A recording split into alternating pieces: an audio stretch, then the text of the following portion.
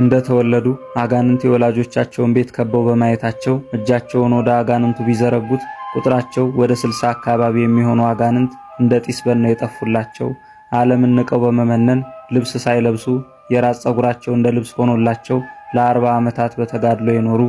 የባሏ ታናሽ ወንድም ያለ ፈቃዷ ደፍሯት ልጅን የወለደች ሴት ባሏ እየገረፈ ከማን ወለድሽ እያለ ባስጨነቃት ጊዜ የጌታ መልአክ ከባታቸው ነጥቆ ወደ እነዚህ ሰዎች ቤት ያመጣቸውና ሴትየዋ ከዚህ መነኩሴ የወለድኩ ስላለች ባሏ አብዝቶ የገረፋቸው ያለ ጥፋታቸው ከተገረፉ በኋላ ያልወለዱትን ልጅ እንዲያሳድጉ የተሰጣቸውና ይዘው ወደ ባታቸው በመሄድ ቶራ እንደ እናት ጡቷን እያጠባችላቸው አሞራ በክንፎቹ እያቀፈላቸው ልጁን አሳድገው ለቅድስና ማዕረግ ያበቁ የስማቸው ትርጓሜ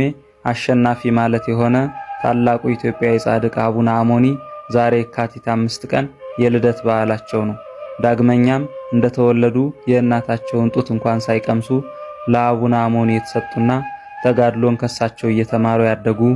ከአቡነ አሞኒ ረፍት በኋላ እናታቸው ልትጠይቃቸው ብትመጣ